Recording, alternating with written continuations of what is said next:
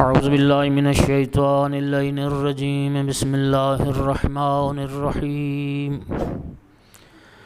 الحمد للہ رب العالمین والعاقبۃ للمتقین والجنۃ للمؤمنین والنار للمنافقین الحمد للہ الذی جعلنا من المتمسکین بولایت علی بن ابی طالب واولادہ المعصومین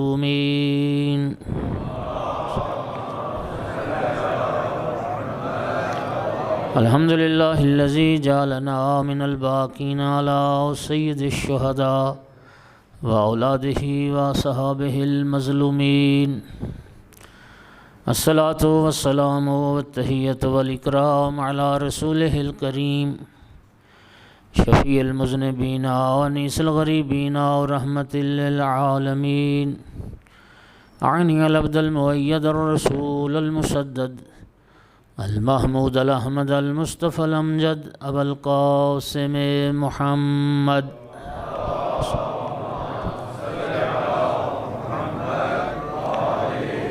ثم الصلاة والسلام والتحیۃ والاکرام على آلہ الطیبین الطاہرین المعصومین المنتجبین المنتخبین المظلومین واللعنۃ الدائمۃ على اعدائهم ملعونین من یوم عداوتهم الى قیام یوم الدین وبعد یوم الدین اما بعد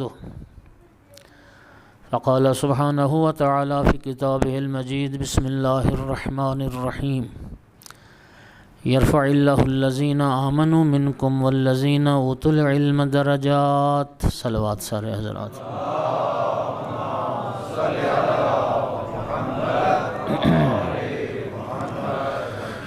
سورہ مبارکہ مجادلہ میں ارشاد پروردگار ہے اللہ ان کے درجات بلند کرتا ہے جو تم میں سے صاحبان ایمان ہیں، اور اللہ ان کے درجات بلند کرتا ہے جنہیں علم عطا کیا گیا ہے۔ انسان صاحب ایمان بھی ہو اور انسان صاحب علم بھی ہو۔ ہمارے کروڑوں سلام ہمارے ائمہ اہل بیت کو، یہ ان کی بینش، ان کی دانش، ان کی بصیرت تھی کہ ہمارے ائمہ نے مجلس حسین علیہ السلام کی صورت میں ہمیں ایک مکتب عطا فرمایا۔ اس مجلس کی بنیاد ائمہ نے رکھی، اس مجلس کو فروغ ائمہ نے دیا، اس کی ترویج ائمہ نے فرمائی، اور یہ مجلس نگاہ اہل بیت میں اتنی اہمیت رکھتی ہے کہ میں نے ایک حدیث پڑھی امام جعفر صادق علیہ السلام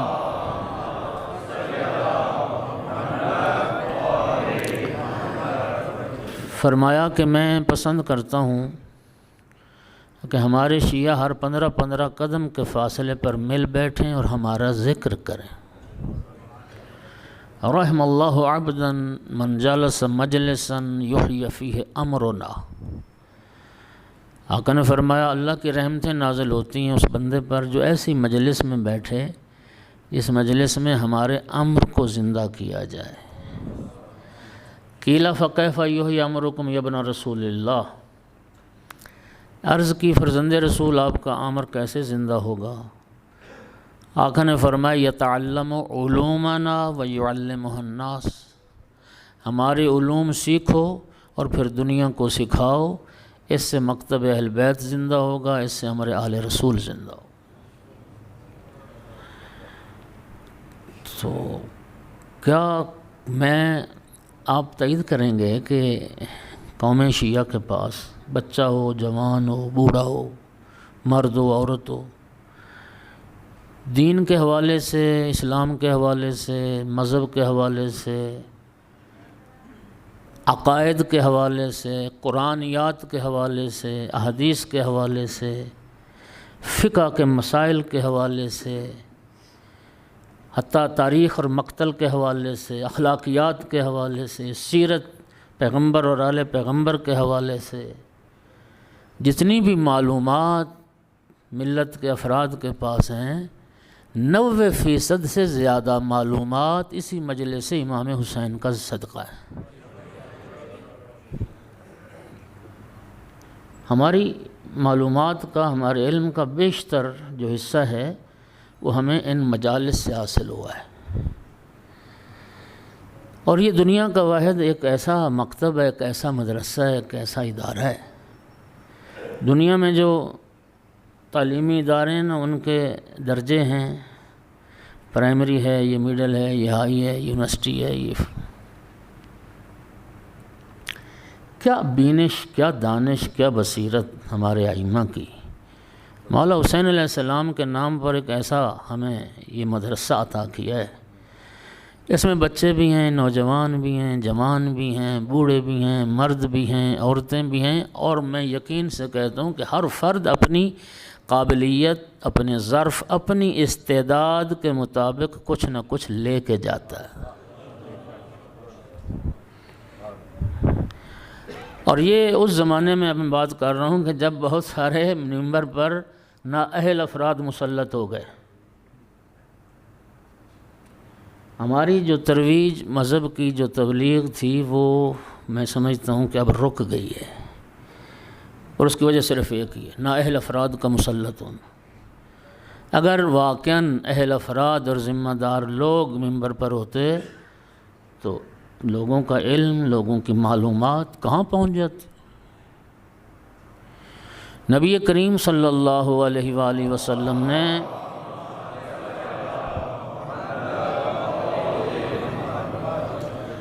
مجلس میں آنے کی ایک نیت بتائی ہے کہ انسان مجلس میں کیوں جانا چاہیے، بلکہ دو احادیث مجلس کے حوالے سے ہیں، یہ میں بعد سناتا ہوں، پہلے یہ سناتا ہوں۔ اور اتفاق یہ ہے کہ اس حدیث کو اہل سنت نے بھی لکھا ہے۔ سرکار نے فرمایا اذا رأیتم روضۃ من ریاض الجنہ فارتعوا فیہا، جب تم کوئی ریاض الجنہ دیکھو، جنت کے باغات میں سے کوئی باغ دیکھو، اس میں داخل ہو جاؤ، اس میں گھومو پھرو، اس میں چہل قدمی کرو۔ عرض کی کہ یا رسول اللہ اس ریاض الجنہ سے مراد کیا ہے؟ ایک ریاض الجنہ آپ سارے جانتے ہیں، وہ مسجد نبوی کا حصہ ہے۔ ما بین قبری و منبری روضۃ من ریاض الجنہ، میری قبر اور میرے منبر کے درمیان جو جگہ ہے یہ جنت کے باغات میں سے ایک باغ ہے۔ آپ یقیناً بیٹھے ہوں گے حضرات، رب نے جنہیں شرف عطا کیا، یہ سعادت بخشی، ریاض الجنہ میں گئے، نوافل ادا کیے، جو نہیں گئے اللہ تعالیٰ انہیں بھی سعادت نصیب کرے، اور جو گئے اللہ انہیں بار بار نصیب کرے۔ لیکن جب آقا نے یہ فرمایا نا کہ تم جب بھی کوئی ریاض الجنہ دیکھو تو اس میں داخل ہو جاؤ، پوچھا کہ یا رسول اللہ اس ریاض الجنہ سے آپ کی مراد کیا ہے؟ لفظوں کا ذمہ دار ہوں، نبی کریم نے فرمایا کہ جس مجلس میں اللہ کا ذکر ہو، اور جس مجلس میں میرا ذکر ہو، جس مجلس میں میرے بھائی علی کا ذکر ہو، اور جس مجلس میں میری اہل بیت کا تذکرہ ہو، وہ مجلس بھی جنت کے باغات میں سے ایک باغ ہو۔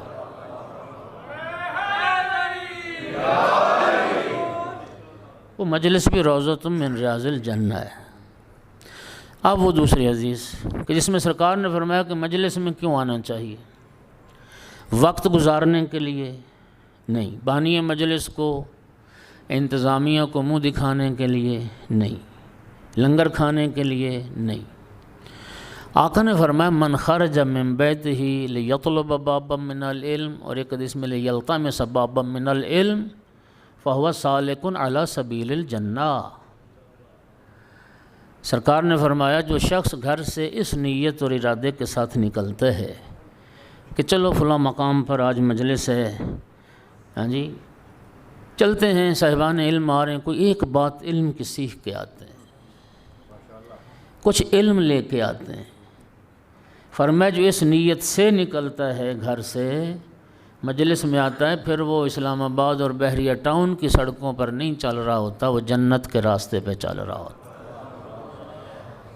علم کا راہ، علم کی راہ جنت کی راہ۔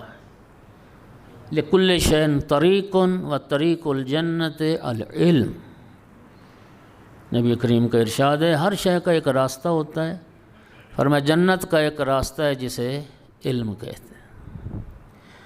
سامعین گرامی، کل میں نے عرض کیا کہ دین اسلام دین علم ہے، دین پیغمبر دین علم ہے، اور نبی کریم نے کس قدر کوشش کی اور کس قدر زور دیا کہ میری امت جاہل نہ رہے۔ یہ قرآن کا اعجاز ہے نا یار۔ وہ عرب کہ جن کے بارے میں خدا فرماتا ہے وَإِنْ كَانُوا مِنْ قَبْلُ لَفِي ضَلَالٍ مُبِينٍ، جو کھلی گمراہی میں غرق تھے، جاہل بھی گمراہ بھی۔ وہ عرب کیا جانتے تھے؟ اونٹ جانتے تھے، عورت جانتے تھے، شراب جانتے تھے، جی تلواروں کی تعریفیں کرتے تھے۔ ان کی جو زمانہ جاہلیت کی شاعری ہے وہ انہی 5-7 چیزوں کے گرد گھومتی ہے۔ عورت کی تعریف میں شراب کے قصیدے پڑھنا، اور تلوار اور نیزے کی تعریف کرنا، اور گھوڑوں کی تعریف کرنا۔ اس ماحول اور معاشرے میں وہ قرآن آیا، وہ دین آیا، وہ آیات نازل ہوئیں کہ جن میں اللہ پاک فرما رہے نون والقلم وما یسطرون۔ ایسے ماحول اور معاشرے میں اللہ تعالیٰ قلم کی قسمیں کھاتا نظر آتا ہے۔ مجھے قسم ہے قلم کی، اور جو قلم لکھتا ہے۔ اس معاشرے میں علم کی بات، پڑھنے کی بات ہو رہی، اور نبی کریم نے خود کس قدر کوشش کی۔ آپ حیران ہوں گے کہ نبی کریم نے اپنے زمانے میں بعض عورتوں کا حق مہر علم کو قرار دیا۔ اصحاب صفہ آپ سنتے رہتے ہیں، یہ وہ صحابہ کرام تھے جن کے اہل و عیال نہیں تھے، فقراء تھے، تنگ دست تھے، نبی کریم کے ساتھ ہجرت کر کے مدینہ آ گئے۔ صفہ چبوترا وہ آج بھی ہے جہاں یہ وہاں پر رہتے تھے۔ ایک سایہ سا بنایا ہوا تھا، مسجد نبوی میں رہتے تھے۔ انصار مدینہ جو تھے وہ ان کو روٹی پانی دے دیتے تھے، کھانے کا انتظام وہ کر دیتے تھے۔ یہ مسجد میں رہتے تھے، قرآن سیکھتے تھے، معرف اسلام سیکھتے تھے، اسلام سے شناسائی آگاہی حاصل کرتے تھے۔ ان اصحاب صفہ میں سے ایک صحابی کی نبی کریم نے خواستگاری کی، انصار کی ایک بیٹی، ایک انصاری سے اس کی بیٹی کا رشتہ مانگا رسول اللہ نے اپنے ایک صحابی کے لیے، اصحاب صفہ میں سے۔ روایت کہتی ہے کہ چونکہ وہ بیچارے بالکل ہی کنگال تھے، ان کے پاس تو مال دنیا تھا ہی نہیں، اس انصاری کو یہ بات کوئی پسند نہیں آئی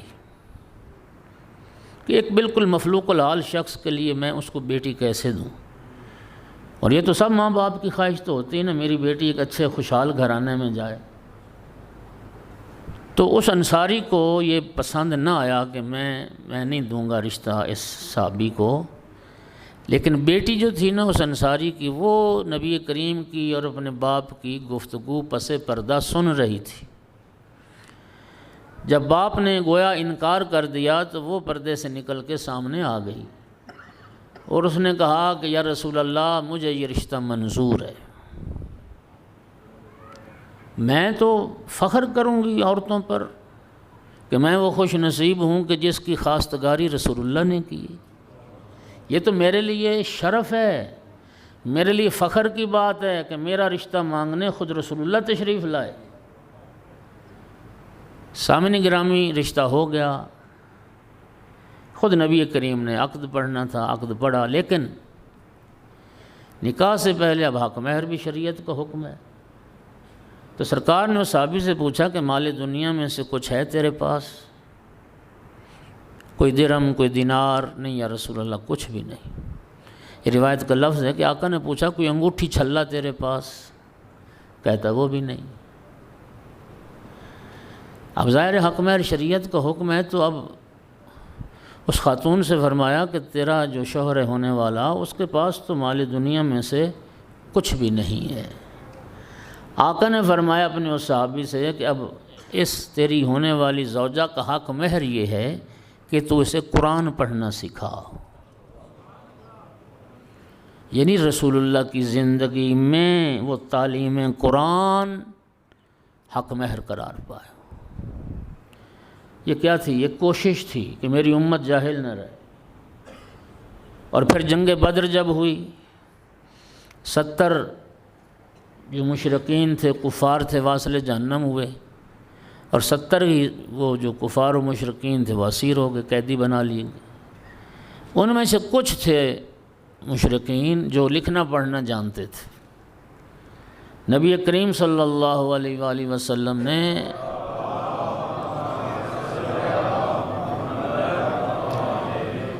ان کفار و مشرکین کی رہائی کی، آزادی کی شرط یہ قرار دی کہ ہر کافر اگر 10 انصار کے بچوں کو لکھنا پڑھنا سکھا دے تو ہم اس کو آزاد کر دیں۔ یعنی یہ نبی کریم کی کوششیں تھیں کہ امت جو ہے وہ تعلیم یافتہ ہو اور امت جاہل نہ رہے۔ ایک صلوات سارے حضرات بلند آواز سے پڑھ دیں۔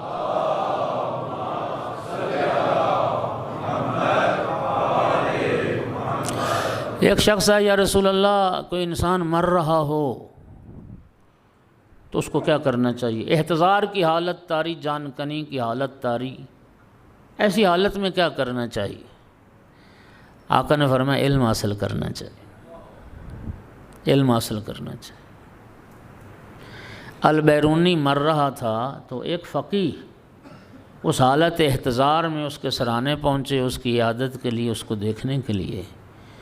تو البیرونی نے اس فقیہ عالم سے وراثت کا ایک مسئلہ پوچھا، اس حالت میں کہ روح نکل رہی تھی۔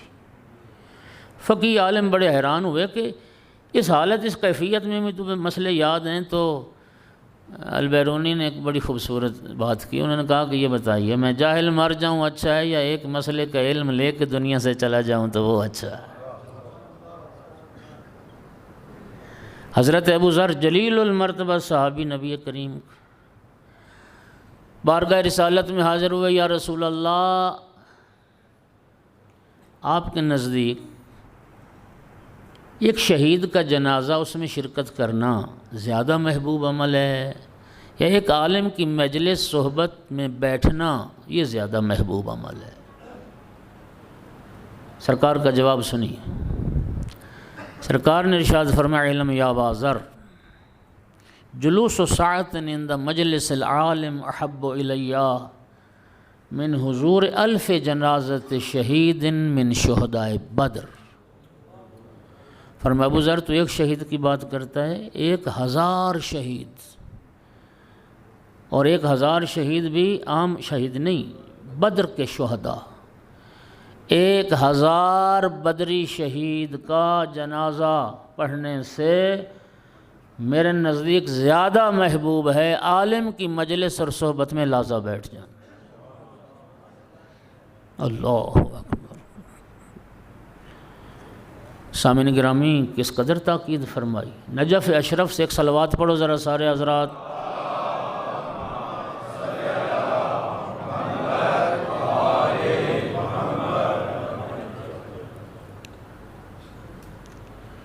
علم عزت ہے، علم شرف ہے۔ نبی کریم کی حدیث ہے، عالم کی نیند، نوم العالم خیر من عبادت جاہل، ایک جاہل کی عبادت سے عالم کی نیند بہتر، عالم کا سونا بہتر۔ پھر ایک حدیث میں ارشاد فرمایا، رکعتان من عالم خیر من 70 رکعہ من جاہل من غیر عالم۔ غیر عالم کی 70 رکعت نماز، اس سے عالم کی 2 رکعت نماز بہتر، 2 رکعت نماز بہتر ہے عالم کی 2 رکعت نماز، 70 رکعت نماز جاہل کی اس سے بہتر۔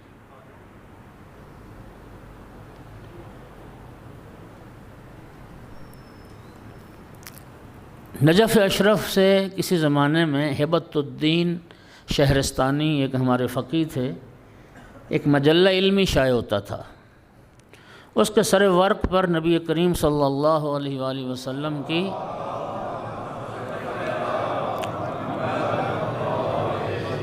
چار احادیث مبارکہ لکھی ہوتی تھی۔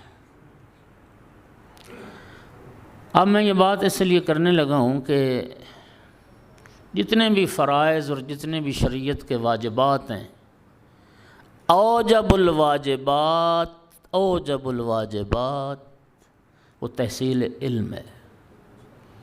تمام فرائض سے جس فریضہ کی اہمیت سب سے زیادہ ہے وہ علم کا حاصل۔ اگلی بات سنیے، جتنے بھی فرائض و واجبات ہیں، جتنے بھی، تمام فرائض اور تمام واجبات کے لیے کچھ شرائط ہیں، کچھ قیود ہیں، لیکن تحصیل علم ایک ایسا فریضہ ہے جس کے لیے کوئی شرط نہیں ہے اور کوئی قید نہیں۔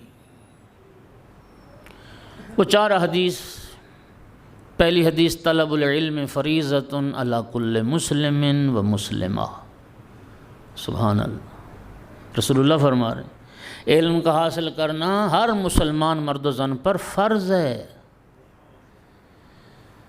اب واجبات میں سے کچھ واجبات ایسے ہیں جن میں صنف کی قید ہے۔ مثال کے طور پر جہاد واجب ہے، ہمارے فروع دین میں سے ہے نا جی جہاد، تو جہاد عورتوں پر فرض نہیں ہے، جہاد عورتوں سے ساقط ہے، بچوں سے ساقط ہے، بوڑھوں سے ساقط ہے، خواتین سے ساقط ہے، بلکہ ایک عورت کا جہاد، بات یاد آ گئی چونکہ خواتین بھی مجلس میں شریک ہیں، ایک صلوات پڑھو ذرا سارے حضرات بلند آواز سے۔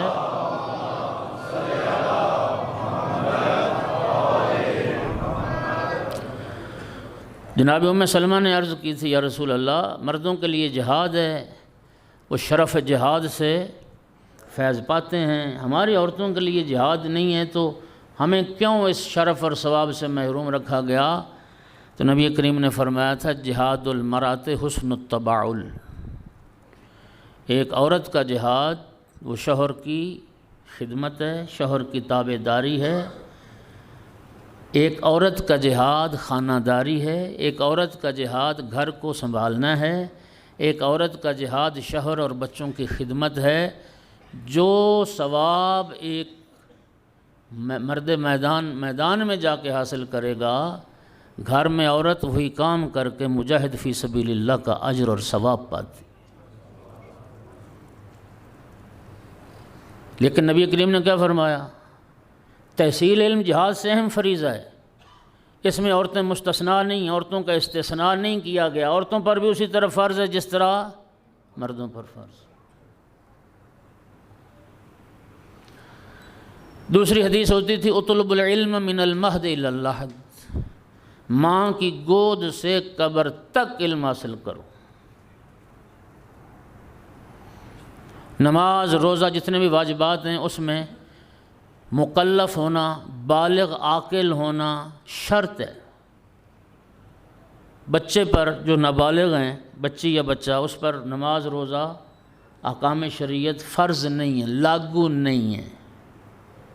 جب بالغ ہوگا تو اس پر یہ فریضہ عائد ہوگا، نماز والا، روزے والا۔ لیکن تحصیل علم کے لیے رسول اللہ نے یہ نہیں فرمایا کہ بچہ بالغ ہونے کا انتظار کرے، فرمایا اطلب العلم من المہد، ماں کی گود سے علم حاصل کرنا شروع کرو، ماں کی گود سے شروع کرے تحصیل علم۔ اور ماں کا علم تعلیم یافتہ ہونا مرد سے بھی زیادہ ضروری ہے۔ امام خمینی رضوان اللہ علیہ کا بڑا خوبصورت جملہ تھا، امام خمینی فرماتے تھے، ایک مرد کی تربیت ایک فرد کی تربیت ہے، ایک عورت کی تربیت ایک معاشرے کی تربیت۔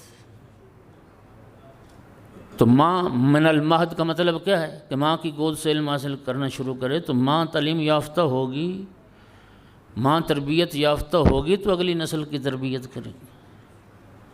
اور اقبال نے جو جناب صدیقہ طاہرہ صلوات اللہ علیہ کی شان میں نظم کہی تھی،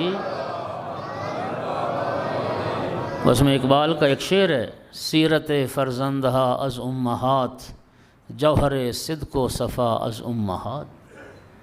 اقبال کہتا ہے مائیں ہوتی ہیں جو اولاد کی سیرت اور کردار کو بناتی ہیں، اور صدق و صفا کے جوہر جو نسلوں میں منتقل ہوتے ہیں وہ ماؤں کی طرف سے منتقل ہوتے ہیں۔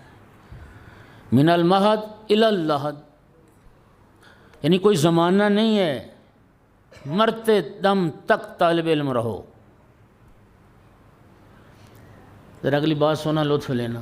دین اسلام واحد دین ہے جس دین میں رسول اللہ فرماتے ہیں کہ دین اسلام دین اسلام میں علم سے فارغ التحصیل ہونے کا تصور ہی نہیں۔ ہمارے معاشرے میں کیا ہے، میٹرک کر کے کئی فارغ التحصیل ہو جاتے ہیں، بلکہ کئی تو پرائمری سے ہی فارغ التحصیل ہو جاتے ہیں۔ کوئی بہت پڑھ لکھ گیا، اب یونیورسٹی چلا گیا، پھر لوگ چلو باہر تک چلے گئے، لیکن آخر کتنا عرصہ، بالآخر 2-4 سال 5 سال 10 سال بعد پھر ڈگری لے کے واپس آ گئے، بس ان کا تحصیل علم کا دورانیہ تمام ہو گیا۔ کہتے ہیں جب بچہ فارغ التحصیل ہو، آیت اللہ محسن کراتی نے تفسیر نور میں اس آیت کے ذیل میں بڑا خوبصورت جملہ لکھا ہے، اور یہ آیت آپ سب کو یاد ہے کہ اللہ رب العزت فرماتا ہے اور اپنے محبوب کو حکم دیتا ہے وَقُلْ رَبِّ زِدْنِي عِلْمًا۔ یہ آیت بھی یاد ہے، ترجمہ بھی یاد ہے۔ اللہ اپنے محبوب کو حکم دے رہا ہے، اے میرا محبوب تو بھی میری بارگاہ میں اپنے علم کے اضافے کی دعا کر۔ تو آیت اللہ محسن کراتی لکھتے ہیں کہ اسلام واحد دین ہے جس میں نبی بھی فارغ التحصیل نہیں ہے، جس میں انبیاء بھی تحصیل علم سے کبھی فارغ، اللہ نے اپنے محبوب کو حکم دیا ہے۔ اب قرآن پڑھ لیں حضرت موسیٰ علیہ السلام اور حضرت خضر علیہ السلام کا قصہ۔ حضرت موسیٰ علیہ السلام صاحب شریعت ہیں، صاحب کتاب ہیں، نبی ہیں، رسول ہیں۔ اللہ حضرت موسیٰ کو حکم دیتا جاؤ مجمع البحرین پر، وہاں پر میرا ایک بندہ اور جا کے اس سے علم حاصل کرو۔ تو سامعین گرامی کیا فرمایا، من المہد الی اللحد، قبر تک، مرتے دم تک طالب علم رہو۔ امام رضا علیہ السلام نے بھی فرمایا تھا ہمارے شیعہ کی، فرماتے ہیں ہمارے شیعہ کی ایک نشانی یہ ہے لا یمل من طلب العلم طول الدہر۔ امام رضا علیہ السلام کا ارشاد، فرماتے ہیں ہمارے شیعہ کی ایک نشانی یہ ساری زندگی جب تک زندہ رہے وہ تحصیل علم سے خستہ نہیں ہوتا، تھکتا نہیں ہے علم حاصل کرتے کرتے۔ اور مولا امیر المومنین علیہ السلام نے بھی نہج البلاغہ میں فرمایا ہے منہومان لا یشبعان، دو طرح کے لوگ ایسے ہیں، دو اصناف ایسی ہیں کہ جو کبھی سیر نہیں ہوتے، ایک طالب المال، دوسرا طالب العلم۔ ایک مال کا طالب وہ کبھی سیر نہیں ہوتا، اور دوسرا جو علم کا طالب ہے وہ کبھی سیر نہیں ہوتا۔ مولا امیر فرماتے ہیں مال کا طالب ایسا حریص ہے، ایک وادی سونے سے پر وادی کا مالک بنا دو نا کسی کو، یہ سونے سے پر وادی تیری ہے، وہ کہے گا نہیں ایک اور ہونی چاہیے، ایک اور ہونی چاہیے۔ یہ مولا امیر کا ارشاد ہے۔ ماصل الدنیا، اچھا ایک مقام پہ فرماتے ہیں ماصل الدنیا کماء البحر، دنیا کی جو مثال ہے وہ سمندر کے پانی جیسی ہے۔ اب سمندر کا پانی چونکہ کھارا ہوتا ہے تو وہ جتنا پیتے جاؤ پیاس بجھتی نہیں ہے، پیاس بڑھتی ہے اور پیاس بڑھتی ہے۔ تو فرمایا شیعہ، ہمارا شیعہ وہ ہے جو ساری زندگی طلب علم سے وہ خستہ نہیں ہوتا ہے، تھکتا نہیں ہے۔ نبی کریم نے بھی یہ فرمایا ماں کی گود سے شروع کرو اور قبر تک علم حاصل کرو، یعنی ساری زندگی طالب علم رہو۔ اب طالب علم رہنے کے لیے کسی مکتب مدرسہ میں جانا ضروری نہیں ہوتا، جہاں علم صاحبان علم نظر آئیں وہاں ان کی محفل میں جاؤ، ان سے سوال کرو۔ مولا امیر المومنین فرماتے ہیں علم ایک کمرے میں بند ہے، تالا لگا ہے، اور اس کی چابی کا نام ہے سوال۔ سوال کرو گے تم علم کے خزانے تک پہنچ جاؤ گے۔ اسی نہج البلاغہ میں آقا امیر المومنین علیہ السلام کا ایک جملہ، ایک صلوات پڑھو سارے حضرات۔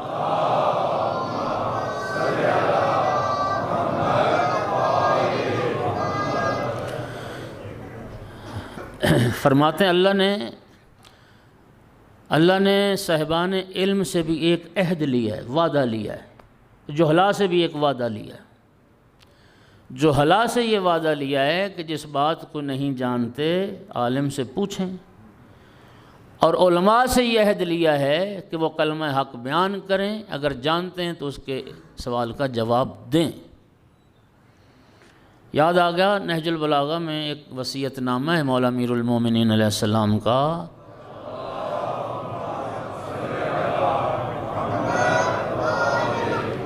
دو وصیت نامے مولا امیر علیہ السلام کے، وہ بڑے طولانی ہیں، مفصل ہیں۔ ایک وصیت نامہ وہ ہے جب جنگ صفین سے پلٹے تھے مولا امیر المومنین علیہ السلام، تو ایک اس وقت کا وصیت نامہ جو اولاد کو وصیتیں فرمائی تھی۔ ایک وصیت نامہ ہے جو 19 کی صبح کو ضرب لگنے کے بعد اور شہادت سے پہلے جو وصیتیں فرمائیں۔ ان کے علاوہ ایک چھوٹا سا وصیت نامہ اور ہے، اور وہ جو نہج البلاغہ کا تیسرا حصہ ہے کلمات قصار، اس میں فرماتے اوصیکم بخمس لو ضربتم الیہا آبات الابل لکانت لذالک اہلا۔ فرمایا میں تمہیں 5 باتوں کی وصیت کرتا ہوں، اور یہ 5 باتیں اتنی قیمتی ہیں، اگر تم اونٹوں پر سوار ہو کر صحراؤں کی خاک چھان مارو، اونٹوں پر سوار ہو کر تم صحرا نوردی کرو، اور پھر جا کے ان 5 باتوں کا اگر علم حاصل کر سکو، تو یہ 5 باتیں اس قابل ہیں کہ ان کے لیے اتنی مشقت اٹھائی جائے، اتنی زحمت اٹھائی جائے۔ وہ 5 باتیں جو صحرا نوردی کے بعد حاصل ہوں تو مولا فرماتے ہیں کہ تم نے نقصان نہیں کیا، فائدے میں رہے ہو۔ آج وہی 5 باتیں آج کی اس مجلس میں مسجد خدیجۃ الکبریٰ بحریہ ٹاؤن میں بغیر صحراؤں کی خاک چھانے اور بغیر کسی زحمت و مشقت کے آپ کو حاصل ہو رہی ہیں۔ ایک صلوات بلند آواز سے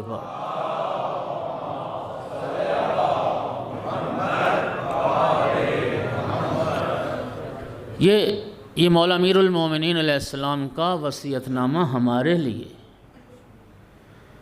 فرمایا میری پہلی وصیت یہ ہے کہ اللہ یرجون احد منکم الا ربہ، میں تمہیں وصیت کرتا ہوں کہ امیدوں کا مرکز صرف اللہ تعالیٰ کی ذات کو قرار دینا، رب سے امیدیں وابستہ کرنا، کسی غیر سے امیدیں وابستہ نہ کرنا۔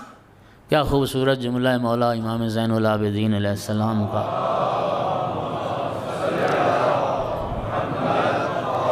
اللہ تعالیٰ کی ذات کو امیدوں کا مرکز کیوں بناؤ؟ الحمدللہ الذی لا ينقطع رجاء من رجاہ، تمام تعریفیں اس اللہ کے لیے جب کوئی آس لگا لیتا ہے، امید لگا لیتا ہے، اللہ تعالیٰ اسے مایوس نہیں کرتا۔ لوگ مایوس کرتے ہیں، اللہ مایوس نہیں کرتا۔ وَمَن يَتَوَكَّلْ عَلَى اللَّهِ فَهُوَ حَسْبُهُ، جو خدا پر توکل کرتا ہے اللہ اس کے لیے کافی و وافی۔ توجہ ہو رہی ہے حضرات؟ تو پہلی وصیت کیا فرمائی؟ امیدیں اللہ تعالیٰ کی ذات سے وابستہ کرو۔ دوسری وصیت لا يستحین احد منکم اذا سئل عما لا يعلم ان یقول لا اعلم۔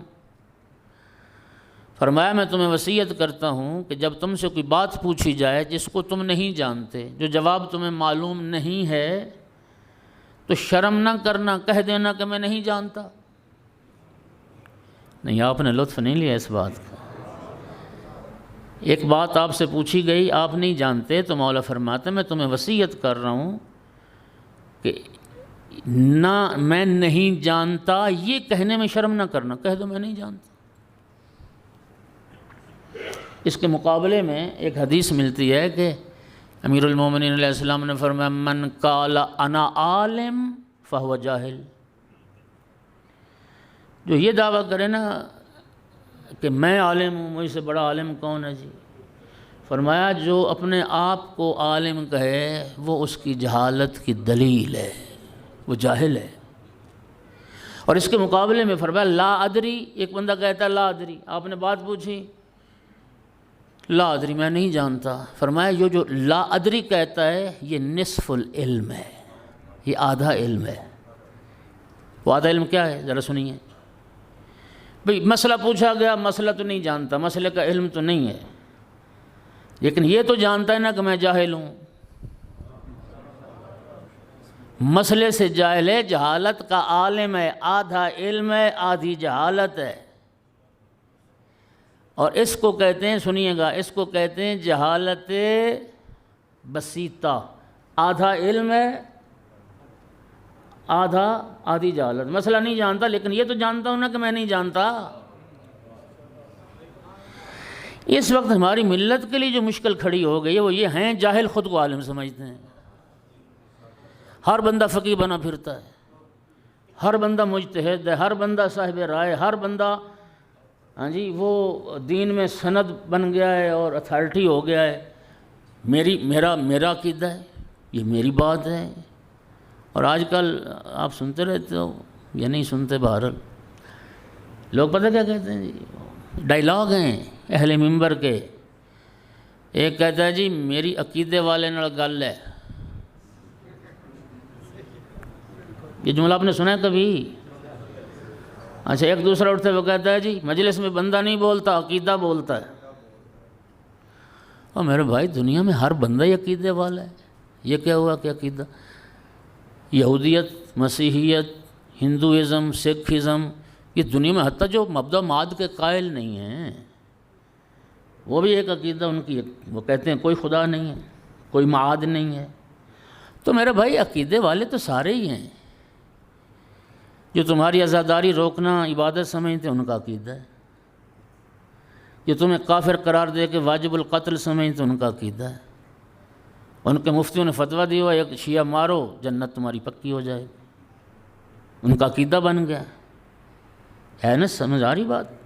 تو دنیا میں میرے بھائیو ہر بندہ عقیدے والا ہوتا ہے، لیکن بات یہ ہے کہ ہر عقیدہ محترم نہیں ہوتا، ہر عقیدہ اتھارٹی نہیں ہے، عقیدہ صرف وہ محترم اور قابل قبول ہے جس عقیدے کی بنیاد قرآن ہو اور محمد و آل محمد علیہ السلام کا فرمان ہو۔ آپ ایمان سے بتائیے، جو عقیدہ قرآن کے بھی خلاف ہے اور محمد و آل محمد علیہ السلام کے فرمان کے بھی خلاف ہے، اس عقیدے کی کیا حیثیت؟ جو دین کے خلاف ہے یار، وہ عقیدہ بھی جائے جہنم میں، عقیدے والا بھی جائے جہنم میں۔ صلوات سارے حضرت۔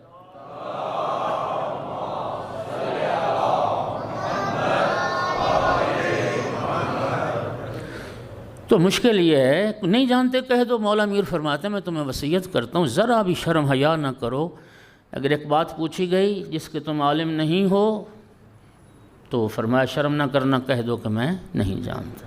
تیسری وصیت، لا یستحین احد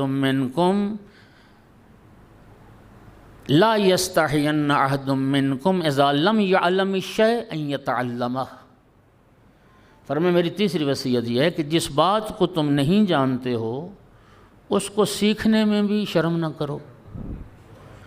ایک مسئلہ نہیں جانتے، ایک بات نہیں جانتے، بہت سارے لوگ انہیں شرم کی وجہ سے نہیں پوچھتے، شرم کی وجہ سے مسائل نہیں پوچھتے، نہیں، یہ شرم دور کرو، یہ جھجک دور کرو۔ مولا میر کا جملہ ہے نہج البلاغہ میں، سل تفقہ لا تعنتاً۔ اچھا، کئی لوگوں کی عادت پتہ کیا ہوتی ہے، وہ چسکے کے لیے پوچھتے ہیں، چسکے کے لیے، وہ مولوی کا امتحان لیتے ہیں، عالم کا امتحان لیتے ہیں۔ مولا امیر المومنین فرماتے ہیں چسکے کے لیے نہیں، ہٹ دھرمی کے لیے نہ پوچھو، سیکھنے کے لیے پوچھو۔ کیا کرو؟ سیکھنے کے لیے پوچھو۔ جو بات نہیں جانتے، فرما رہا میری وصیت ہے کہ شرم نہ کرنا اور مسئلے کو سیکھنے میں حیا نہ کرنا، اور پوچھ لو صاحبان علم سے۔ کتنی وصیتیں ہو گئیں؟ کتنی؟ 3۔ چوتھی، لا یخافن الا ذنبہ۔ میری چوتھی وصیت یہ ہے کہ اپنے گناہوں سے ڈرنا۔ رب سے خوف کھانے کا مطلب یہ نہیں ہے کہ رب کے ساتھ تو محبت ہونی چاہیے، اللہ کے ذات تو محبت کرنے والی ذات ہے، اللہ تعالیٰ کی نافرمانی اور رب کی معصیت سے ڈرنا چاہیے، اپنے گناہوں سے خوف کھانا چاہیے۔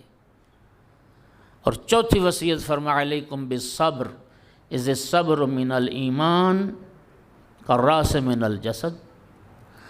فرمایا میں تمہیں صبر کے متعلق وصیت کرتا ہوں، صبر کا دامن نہ چھوڑنا۔ یہ دکھوں سے نا یہ زندگی انسان کی گھری ہوئی ہے، ہر طرف مصائب اور آلام ہیں۔ یہ زندگی دنیا کا یہ سفر صبر کے بغیر طے ہونے والا نہیں ہے۔ میں لمبا ہو جاؤں گا ورنہ اس میں تفصیل عرض کرتا۔ اور صبر 3 طرح کا ہے۔ مولا امیر المومنین علیہ السلام فرماتے ہیں صبر کی 3 اقسام ہیں۔ الصبر علی الطاعہ، اطاعت خدا پر صبر کرو۔ جو خدا کا مطیع ہے، جو اللہ کے حکم کے آگے سر جھکاتا ہے، مولا علی فرماتے ہیں یہ صبر کی ایک قسم ہے۔ الصبر عن المعصیہ، دوسری قسم صبر کی یہ ہے کہ گناہوں سے بچنا، اپنے دامن کو گناہ سے آلودہ نہ ہونے دو۔ اور تیسری قسم ہے صبر کی جو عام لوگوں کے ذہن میں ہے، وہ ہے الصبر علی المصیبہ۔ کوئی مصیبت آ جائے تو اس پر جزا فضا نہ کرو، نہ شکری کے کلمات نہ کہو، صبر کرو۔ اس لیے کہ اللہ تعالیٰ نے وَبَشِّرِ الصَّابِرِينَ الَّذِينَ إِذَا أَصَابَتْهُمْ مُصِیبَةٌ، اللہ اپنے محبوب سے فرماتا ہے قرآن مجید میں، میرا محبوب جن پر کوئی مصیبت آتی ہے اور وہ مصیبت کے وقت کہتے ہیں اِنَّا لِلَّهِ وَإِنَّا إِلَيْهِ راجعون، ہم اللہ کی ملکیت ہیں، اللہ کی بارگاہ میں ہم نے لوٹ کے جانا ہے، ایسے صبر کرنے والوں کو جنت کی بشارت دے دو۔ صلوات پڑھ دو محمد۔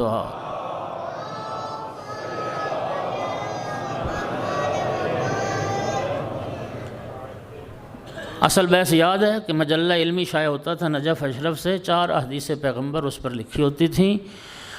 پہلی حدیث طلب العلم فریضۃ علی کل مسلم و مسلمہ، دوسری حدیث اطلب العلم من المہد الی اللحد، تیسری حدیث ہوتی تھی۔ البتہ میں عرض کر دوں، بعض میں پھر سوالات بھی پیدا ہوتے ہیں، اس کے حدیث ہونے میں اختلاف ہے۔ بعض نے کہا حدیث ہے، بعض نے کہا حدیث نہیں ہے، قول ہے۔ بہرحال اطلب العلم ولو کان بالسین، میں اگلی بات بھی کر دوں، چونکہ بس اوقات ایک مومن نے کوئی بات پڑھی ہوتی ہے نا تو وہ سمجھتا ہے علم کل میں ہی ہوں، مولوی نے تو غلط کہہ دیا۔ ایک معنی تو عموماً یہی کیا جاتا ہے، وہ سب کو یاد ہے کہ نبی پاک نے فرمایا کہ علم حاصل کرو خواہ تمہیں چین جانا پڑے۔ ایک روایت ہمارے ہاں موجود ہے جس میں کہا گیا کہ نجف اشرف کا نام بھی کسی زمانے میں سین تھا، تو اس کی طرف نبی کریم نے رجوع کرنے کا حکم دیا۔ چلو وہ ہو یا چین ہو، شہید مرتضیٰ مطہری نے لکھا کہ اس سے مراد صرف یہ ہے کہ تمہیں دور دراز کا سفر بھی کرنا پڑے تو علم حاصل کرنے کے لیے دور دراز کا سفر اختیار کرو۔ تمہیں چین جانا پڑے تو وہاں تک چلے جاؤ اور علم حاصل ضرور کرو۔ اور چوتھی حدیث لکھی ہوتی تھی الحکمت ضالۃ المومن اینما وجدہا اخذہا، دانائی، علم، حکمت یہ مومن کی گمشدہ میراث ہے، جہاں سے ملے لے لو۔ اس لیے کہ دانش و حکمت اور علم کا اصل وارث مومن ہے، یہ مومن کی میراث ہے، اس کو علم لے لینا چاہیے جہاں سے۔ توجہ ہوگی حضرات؟ تو 4 حر گویا آپ نبی کریم نے استعمال کیے، 4 حر۔ پہلا حر یہ کہ ہر کوئی علم حاصل کرے، توجہ ہوگی حضرات۔ دوسرا حر کیا ہے کہ ہر جگہ سے علم حاصل کرے۔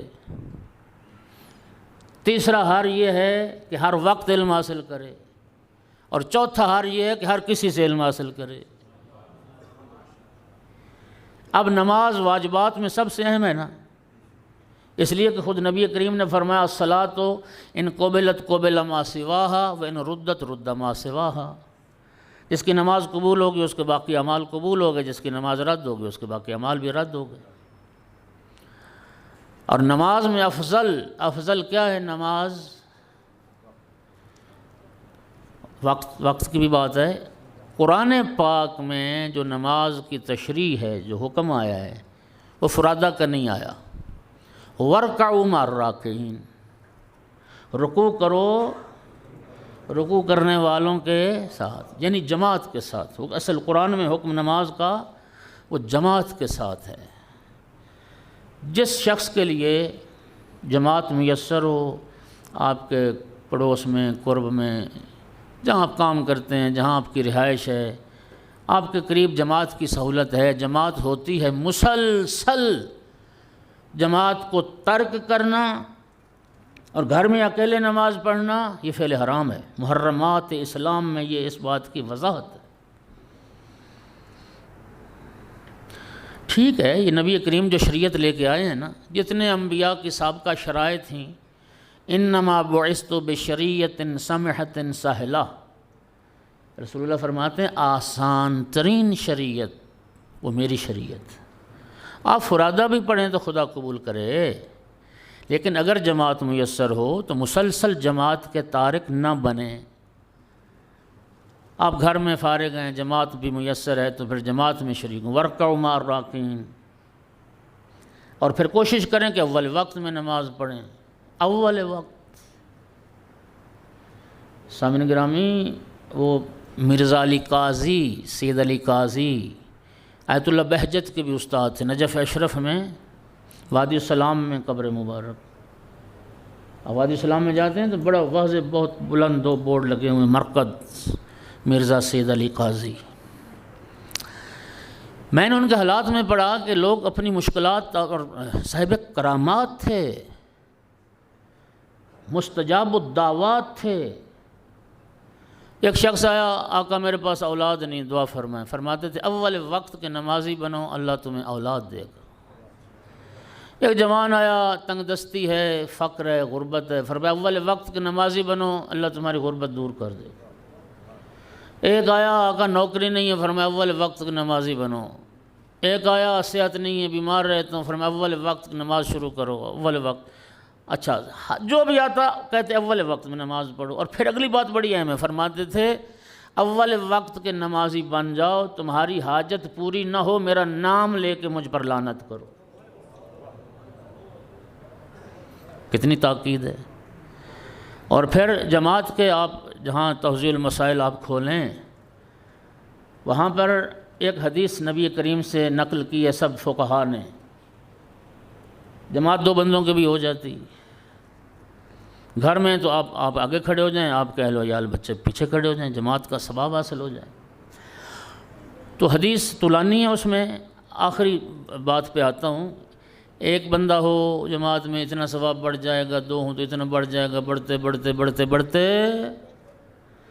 وہ ایک رکعت پھر لاکھوں میں پہنچتی۔ پھر آقا نے فرمایا جس نماز جماعت میں نمازیوں کی تعداد 11 ہو جائے، 10 سے اوپر چلی جائے، اللہ تعالیٰ ملائکہ سے فرماتا ہے اب تم قلم کاغذ رکھ دو، اس نماز جماعت کا ثواب لکھنا تمہارے بس کی بات نہیں۔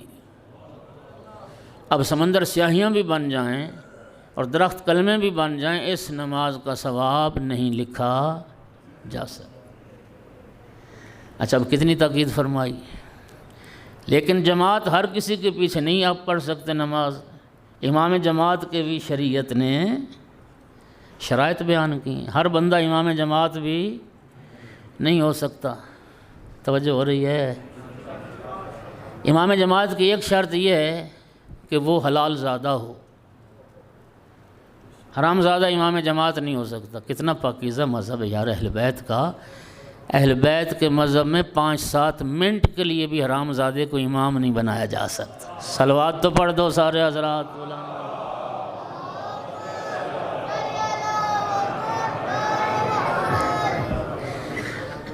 میں نے وہاں پنڈی بھٹیاں میں پڑھ رہا تھا، یہ جب میں نے پڑھی تو ایک دوست کہتا ہے جی پھر پتہ کیسے چلے؟ اتفاق سے میں نے کچھ دن پہلے میں نے پڑھا، ہارون رشید جو تھا نا، ہارون رشید، اس نے بہلول سے کہا کہ ایسا کرو کہ 40 حرام زادے لاؤ پکڑ کر۔ اس وقت تو ڈی این اے یہ نہیں ہوتے تھے نا، ٹیسٹ ویسٹ بھی سارے۔ 40 حرام زادے لاؤ۔ وہ چلا گیا جہاں اجتماع ہوتا تھا پل بغداد کے قریب، تو اس نے کہا کہ بھائی سنو، اعلان سنو، جن دلوں میں علی کا بغض ہے تم سب کو ہارون نے یاد کیا۔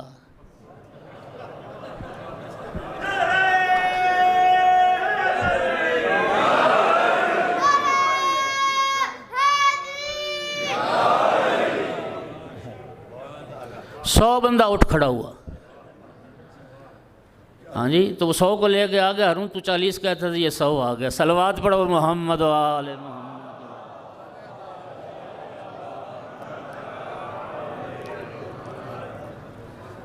اگلی شرط کیا ہے؟ عادل ہونا چاہیے۔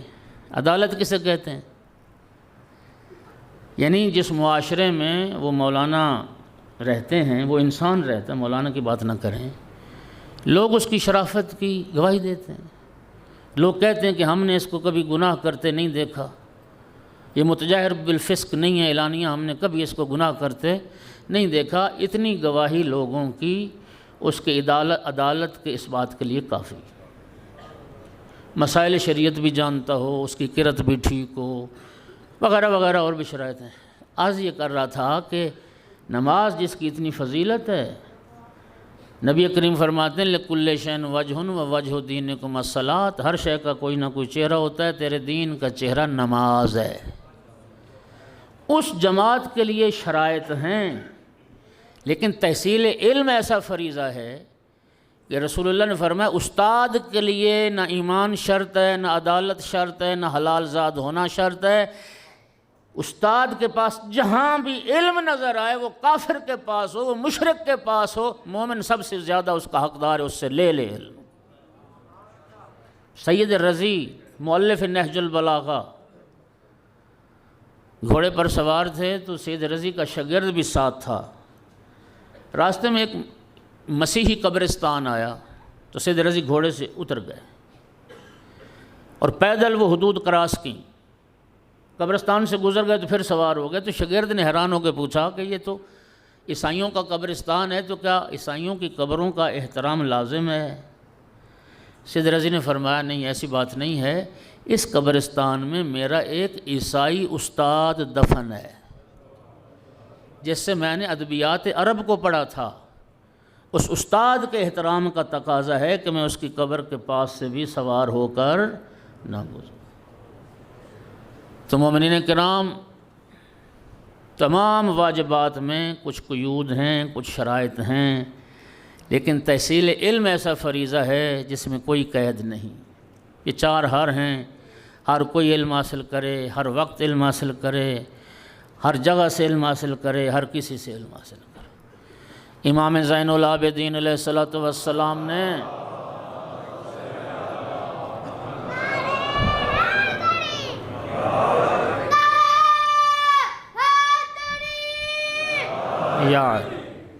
امام علیہ السلام نے فرمایا کہ لو علمتم ما فی طلب العلم لطلبتموہ ولو بفسق المحج وخوض اللجج۔ اگر تمہیں یہ علم ہو جاتا کہ علم کا حاصل کرنا یہ کتنا بڑا شرف اور کتنی بڑی سعادت ہے، تو تم جان کی بازی لگا کر بھی علم حاصل کرتے اور خون کا دریا عبور کر کے بھی علم حاصل کرتے۔ اب میں بس بات ختم کروں، میں 1 گھنٹہ تقریباً ہو گیا، میں نے تھکا تو نہیں دیا آپ کو؟ علوم دنیا میں بہت سارے، کون سا علم حاصل کرنا چاہیے؟ صرف انگلیوں پہ گنے ہوئے چند محدود علم ہیں جن کا سیکھنا شریعت نے منع کیا ہے، حرام قرار دیا ہے۔ مثلا جادو کا سیکھنا حرام قرار دیا۔ البتہ جادو کا سیکھنا بھی مطلقاً حرام نہیں ہے، جادو کو باطل کرنے کے لیے جادو سیکھنا جائز ہے۔ بات لمبی نہ کروں، میں لمبا نہ ہو جاؤں۔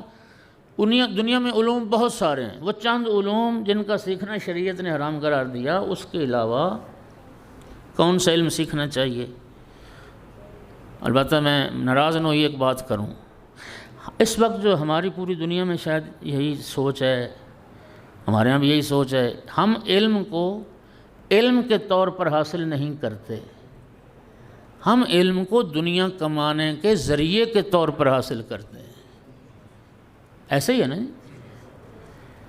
میٹرک کے بعد پھر بچے کے لیے ہم مشورے شروع کرتے ہیں ماہرین سے کہ کس لائن میں ڈالا جائے، ہاں جی اس کو کوئی جرنیل بنائیں، کوئی اس کو ڈاکٹر بنائیں، انجینئر بنائیں۔ تو یہ مشورے در حقیقت اس بات کے لیے ہیں کہ کوئی ایسی لائن ہو جس میں یہ دنیا پیسہ زیادہ کمائے۔ ساتھ تو دو میرا۔ ایسے ہی علم کو علم کے طور پر نہیں، علم کو دنیا کمانے کے طور پر ہم حاصل کرتے ہیں۔ اور میں عرض کروں کہ شہید مرتضیٰ مطہری نے ایک بڑی خوبصورت بحث کی ہے۔ وہ فرماتے ہیں کہ یہ جو تقسیم کی گئی علوم کی، دینی علوم اور دنیاوی علوم، جو مدارس دینیہ میں پڑھائے جائیں وہ دینی علوم ہیں، اور جو یونیورسٹی کالج میں پڑھائے جائیں وہ دنیاوی علوم ہیں۔ فرماتے ہیں سرے سے یہ تقسیم ہی غلط ہے۔ وہ فرماتے ہیں ہر وہ علم، ہر وہ فن جس کی ایک مسلم معاشرے کو بلکہ ایک انسانی معاشرے کو ضرورت ہے، اس علم کا سیکھنا واجب ہے، اس کا سیکھنا واجب ہے۔ جس طرح فقیہ بننا واجب ہے، البتہ واجب کفائی ہے، اسی طرح ڈاکٹر بننا بھی واجب کفائی ہے۔ ایک مسلمان ڈاکٹر کیا ہوگا؟ ایک ڈاکٹر ایک ایسی مرض کا علاج جانتا ہے کہ پورے اسلام آباد میں اس بیماری کا علاج اس کے علاوہ کوئی نہیں کر سکتا۔ خدا کی قسم یہ دین کا حکم ہے، شریعت کا فیصلہ ہے کہ وہ پیسے کا لالچ نہ کرے۔ اس ڈاکٹر پر اب واجب ہے شرعاً اس مسلمان مریض کا علاج کرے، اس لیے کہ وہ علاج کا طریقہ کسی اور کے پاس نہیں، اس پر واجب ہو جائے گا۔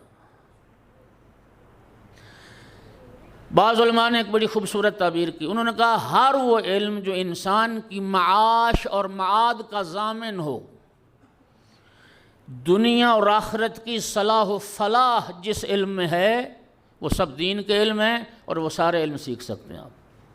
لیکن یاد رکھیے، جوان کافی سارے بیٹھے ہیں، لیکن یہ جو فقہ اہل بیت ہے، یہ جو حلال و حرام کا علم ہے، یہ اشرف العلوم ہے۔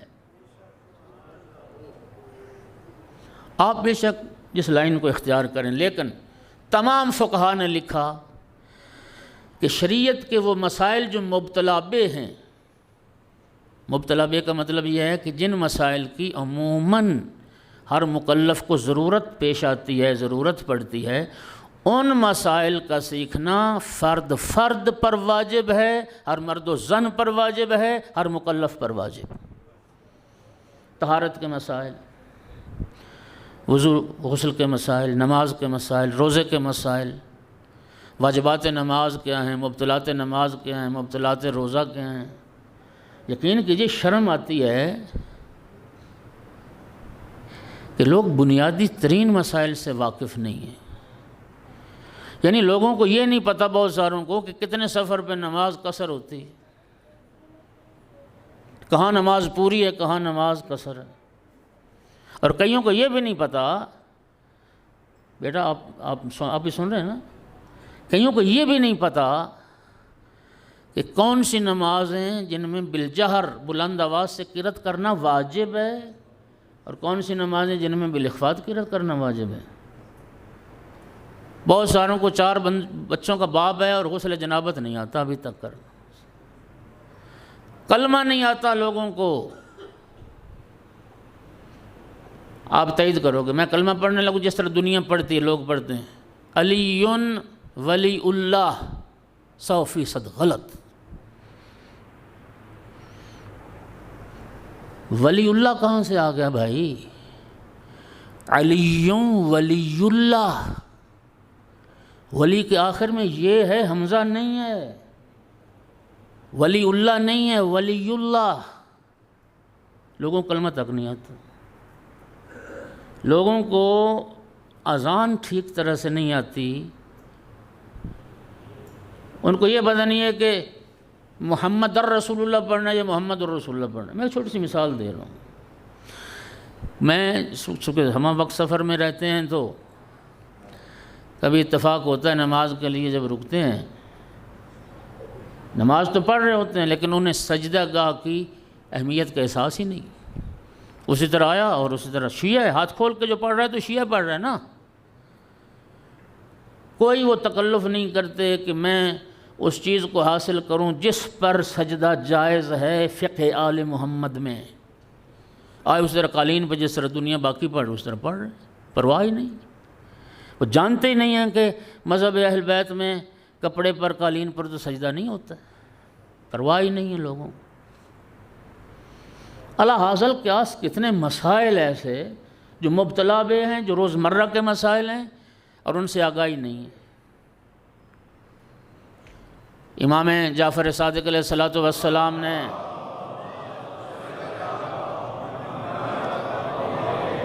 ارشاد فرمایا انی لوددت لو ان السیاط علی رؤوس اصحابی لیتفقہوا فی الدین۔ فرمایا میں پسند کرتا ہوں جو میرے ماننے والے ہیں، جو میرے چاہنے والے ہیں، ان کے سروں پہ کوڑے مارو تاکہ دین سیکھیں، شریعت کا حلال و حرام سیکھیں۔ مبتلا بے مسائل، اپنے بنیادی ترین جو مسائل شریعت ہیں ان کا سیکھنا فرد پر، ہر مکلف پر واجب ہے۔ باقی شریعت کا باب بہت وسیع ہے، تقلید اسی لیے ہے، یہ رسالہ ہے عملیہ اسی لیے ہیں۔ اب تو جدید زمانہ انٹرنیٹ کا زمانہ ہے، ویب سائٹس ہیں، آپ فقہا سے اور ان کے دفتر سے رجوع کر کے اپنے مسائل پوچھ سکتے ہیں۔ لیکن جو بنیادی اور ماں باپ جو بیٹھے ہو، جو والدین بیٹھے ہو اولاد کے، ہاں جی، بچہ چلنے کے قابل ہوتا ہے، اس کو کسی جناب انگریزی اسکول میں ڈالو، پہلا جو بنیادی حق ہے بچے کا وہ تعلیم قرآن ہے، اور اس کو جو مبتلا بے مسائل ہیں ان سے آشنا کرنا ہے۔ ورنہ نبی پاک شہید مطاری لکھتے ہیں، انہوں نے کہا کہ یہ جو رسول اللہ نے فرمایا اطلبوا العلم ولو کان بالصین، علم حاصل کرو خواہ چین جانا پڑے، تو کیا چین کوئی تشیع کا یا مسلمانوں کا حوزہ علمیہ رہا ہے؟ چین تو کبھی بھی مسلمانوں کا حوزہ علمیہ نہیں رہا، وہاں کو قرآن و حدیث کی تعلیم تھوڑی تھی۔ لیکن ائمہ کے زمانے میں بھی اور نبی کریم کے زمانے میں بھی میں نے کاغذ کا پڑھا کہ کاغذ چین میں بنتا تھا، چین سے کاغذ آتا تھا، تو اس زمانے میں بھی ٹیکنالوجی میں آ گئے تھا۔ تو نبی پاک کا یہ جو حکم تھا کہ چین تک جانا پڑے، تو یعنی دنیا کے جدید ترین جو علوم ہیں وہ بھی مسلمان سیکھیں۔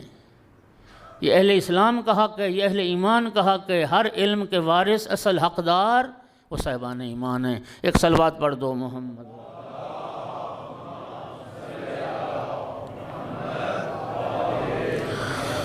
اور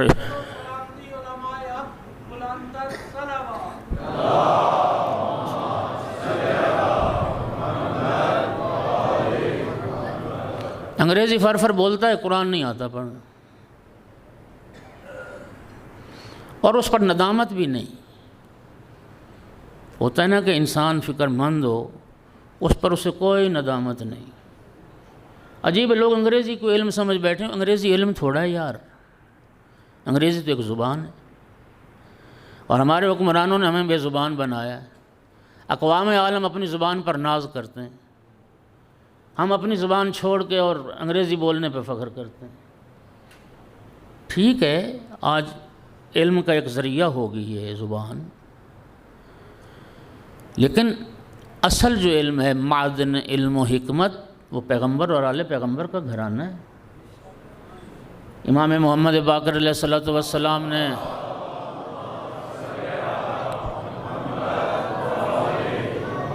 آپ دنیا کا جو بھی علم سیکھیں، لیکن فقہ کو تفقہوا، امام فرماتے تفقہوا فی الحلال والحرام والا انتم اعراب، شریعت کا حلال اور حرام سیکھو، ورنہ تم بدو اور غیر مہذب رہ جاؤ گے۔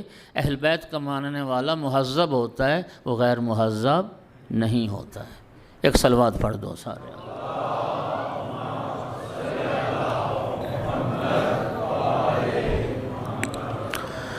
11 محرم کو چند ظلم بڑے عجیب ہوئے۔ پہلی مجلس میں کہہ چکا، نبی زادیوں کو بے پالان اونٹوں پہ سوار کیا گیا۔ اگلا جو ظلم ہوا، 11 محرم کو شہیدان کربلا کے سر تن سے جدا کیے گئے۔ مائیں دیکھ رہی تھیں بیٹوں کے سر تن سے جدا ہو رہے تھے، بہنیں دیکھ رہی تھیں بھائیوں کے سر تن سے جدا ہو رہے تھے۔ اور سر تن سے جدا کرنے کے بعد جو اگلا ظلم ہوا، شہیدان کربلا کے سر نوکے نیزہ پر سوار کیے گئے۔ تمام شہداء کے سر نوک نیزہ پر سوار ہوئے سوائے ایک سر کے۔ اور جانتے وہ سر کس کا؟ ام البنین کے لال عباس کا سر۔ مولا عباس علیہ السلام کا سر نوک نیزہ پہ سوار کیوں نہ ہوا؟ آپ نے علماء و ذاکرین سے ایک جملہ سنا ہے، وہ عقیدت کی بنیاد پر پڑھتے ہیں۔ کہتے ہیں کہ مولا عباس علیہ السلام کا سر مبارک نوک نیزہ پر اس لیے نہیں ٹکتا تھا کہ نبی زادیوں کے کھلے سر نظر آتے تھے، رسول زادیوں کے ننگے سر نظر آتے تھے۔ آقا عباس علیہ السلام کی غیرت برداشت نہیں کر پاتی تھی کہ بہنوں کے ننگے سر دیکھیں۔ عزادارو، میرا سوال یہ ہے، یہ عقیدت ہے ان کی، لیکن خدا کی قسم حقیقت یہ نہیں ہے۔ اور میرے پاس دلیل ہے، میرے پاس دلیل یہ ہے کہ مولا عباس علیہ السلام یقیناً غیور تھے، ہر ہاشمی غیور تھا۔ مولا امام حسین علیہ السلام سے بڑھ کے تو کوئی غیرت مند امام حسین علیہ السلام کا سر مبارک جب نوک نیزہ پہ سوار۔ مولا عباس اگر نبی زادیوں کے کھلے سر نہیں دیکھ سکتے تھے، مولا عباس علیہ السلام کے باقی بھائی دیکھ سکتے تھے،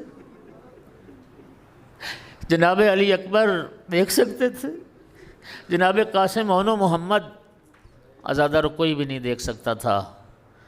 وجہ کیا تھی؟ سر کیوں نہ سوار ہوا؟ آؤ میں عرض کرتا ہوں اور بڑی ذمہ داری کے ساتھ۔ روز عاشور جب فرات پر پانی لینے گئے نا آقا عباس علیہ السلام، اور مشکیزہ پر کر کے نکلے، عمر بن سعد نے حکم دیا یہ پانی خیموں تک نہ پہنچنے پائے۔ عزادار ایک شکی نے وار کیا، دائیں بازو قلم ہوا، پھر وار ہوا، بائیں بازو قلم ہوا، مشکیزے کا تسمہ منہ میں لیا۔ خدا کی قسم اتنی مظلومانہ شہادت ہے مولا عباس علیہ السلام کی، آپ صرف اس جملے پہ غور کرنا، گھر جا کے بھی غور کرنا۔ 4000 تیر انداز تھا، اور ابن سعد نے حکم دیا ان تیر اندازوں کو کہ یہ پانی خیموں تک نہ پہنچے۔ اب ذرا تصور کرو، 4000 تیر انداز اور ان کا نشانہ ایک عباس، کیا کیفیت ہوگی؟ مشک میں پیوست ہوئے، بدن میں پیوست ہوئے تیر، ایک تیر آقا عباس کو جس نے سب سے زیادہ اذیت دی وہ مولا عباس علیہ السلام کی دائیں آنکھ میں پیوست ہوا۔ ذرا تصور کرو کسی کی آنکھ میں کوئی تنکا پڑ جائے، یقین کریں چین اور سکون برباد ہو جاتا ہے، اور جس کی آنکھ میں تیر پیوست ہو جائے۔ آقا عباس علیہ السلام نے زور زور سے سر کو جھٹکا دیا تاکہ جھٹکے کی مدد سے تیر نکل جائے، لیکن تیر اتنا گہرا پیوست ہو چکا تھا کہ جھٹکا سے تیر نہیں نکلا۔ آقا عباس علیہ السلام نے کوشش کی، اپنے زانوں بلند کیے اور تھوڑا سا گھوڑے کی زین پر جھکے اور کوشش کی کہ یوں 2 زانوؤں کے درمیان پکڑ کے تیر نکال لیں۔ عزادار خدا گواہ، گھوڑے کی زین پر جھکنا تھا، اس وقت ایک شکی نے اتنا وزنی گرز مارا آقا عباس کے سر اقدس، اتنا وزنی گرز مارا، مجھے معاف کرنا جملہ کہنے لگو، اتنا وزنی گرز مارا آقا عباس کا سر کچلا گیا تھا۔ مولا عباس علیہ السلام کا سر مبارک نوک نیزہ پہ سواری کے قابل ہی نہیں تھا، نوک نیزہ پہ سواری کے قابل نہیں تھا، اس لیے کپڑے میں باندھ کر گھوڑے کی گردن سے لٹکایا گیا، اور یہ سر مبارک کربلا سے کوفہ اور کوفہ سے شام تک اسی طرح لے جایا گیا۔ اجرکم علی اللہ۔ کربلا سے قافلہ روانہ ہوا، یہ سر کوفہ پہنچے۔ کوفہ سے جب لٹا قافلہ شام کی طرف روانہ ہوا، سنیے گا بڑی ذمہ داری کے ساتھ، آل محمد کے گھرانے کے 18 سر جو یزیدیوں کی نگاہ میں بڑے قیمتی سر تھے اور جن پر یزید سے بہت بڑے انعام کی توقع تھی، ان سروں کے لیے ایک لکڑی کا صندوق بنوایا گیا۔ یزیدی کیا کرتے تھے؟ جب بستیوں سے شہروں سے گزر ہوتا تھا تو ان سروں کو نیزوں پر سوار کر لیتے تھے، جہاں رات کو قیام کرتے تھے تو وہ 18 سر نیزوں سے اتار کر صندوق میں بند کر کے تالا لگا کے رکھتے، تاکہ آل رسول کے چاہنے والے ہم پر حملہ کر کے یہ سر ہم سے چھین نہ لیں۔ ایک ایک یزیدی کے پاس ایک ایک سر تھا جو اس کی حفاظت پر مامور تھا۔ جس ملعون کے پاس آقا امام حسین علیہ السلام کا سر مبارک تھا، وہ شقی کہتا ہے کہ جب قافلہ حلب کی طرف چلا تو راستے میں جلدی کوئی منزل نہ آئی۔ اس دن ہم نے دگنا سفر کیا، 2 برابر سفر کیا۔ 2 برابر سفر کرنے کے بعد ایک منزل آئی، وہاں ہم رکے۔ کہتا ہے دگنا سفر کرنے کی وجہ سے اس دن ہم اتنے تھک گئے تھے، گویا ہمارے بدن سے جان نکل گئی ہو۔ عزاداروں میں نے پڑھ دیا، آپ نے سن لیا۔ جو گھوڑوں پر سوار تھے ان کی یہ حالت ہو گئی، جو بے پلان اونٹوں پر سوار تھے نبی زادیوں کی کیا حالت ہو گئی۔ شقی کہتا ہے ہم گھوڑوں سے اترے، ہمارے لیے خیمے لگے، دسترخوان بچھے اور ہم بے ہوش ہو کے سو گئے۔ اس دن ہمارے اندر اتنی ہمت نہ رہی کہ نیزوں سے سر جدا کریں، پھر ان کو صندوق میں بند کریں اور تالا لگا کے رکھیں۔ ہر کسی نے وہ سر نیزہ اپنے پہلو میں لٹایا اور ہم سو گئے۔ کہتا مجھے بڑی فکر تھی، آدھی رات کو میری آنکھ کھلی، میں نے چاند کی روشنی میں اٹھ کے اپنے سپاہیوں کا بھی جائزہ لیا، میں نے قیدیوں کا بھی جائزہ لیا۔ کہتا میں چاند کی روشنی میں کیا دیکھتا ہوں کہ حسین کی چھوٹی بیٹی سکینہ آہستہ آہستہ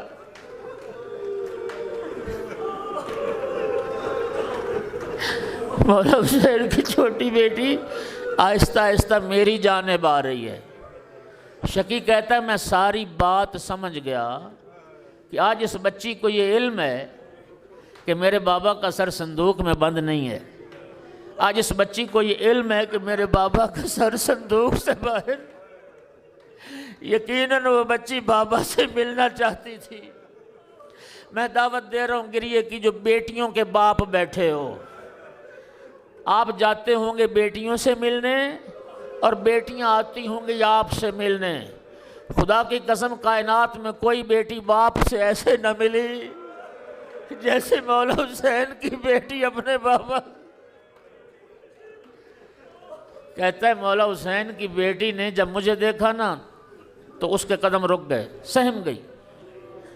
لیکن شقی کہتا ہے میں آج دیکھنا چاہتا تھا کہ یہ بچی کیا کرنا چاہتی۔ کہتا ہے میں زمین پر لیٹ گیا، اپنی آنکھیں میں نے کھلی رکھی کہ بچی کو دیکھو بچی کیا کرتی۔ کہتا ہے بچی کو جب تسلی ہو گئی نا کہ میں سو گیا ہوں، آہستہ آہستہ بچی نے قدم اٹھائے، میرے قریب آ گئی اور بڑے آرام سے بابا کے سر کو نوک نیزہ سے جدا کی، بابا کے سر کو گود میں رکھا، آہستہ آہستہ رو رہی تھی، اپنی ہچکیوں پر قابو پا رہی تھی کہ میں جاگ نہ جاؤں۔ جملہ سننا زادارو، شقی کہتا ہے میں نے کیا دیکھا، بچی نے بابا کا سر گود میں رکھا اور بچی نے باپ کے رخسار چومنا شروع کیے، بچی نے بابا کے رخساروں پہ بوسہ دینا شروع کیا۔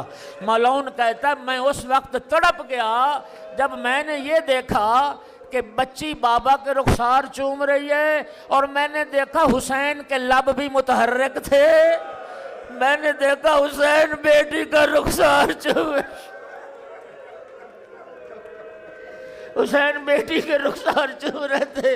شقی کہتا ہے شقاوت مجھ پہ غالب آئی، میں اٹھا، اپنا ہاتھ بلند کیا، بچی نے جلدی سے بابا کا سر زمین پہ رکھا، کہتی تھی ظالم مجھے نہ مار، میں بابا کا سر لینے نہیں، میں تو صرف بابا سے ملنے آئی تھی۔ ماتم حسین۔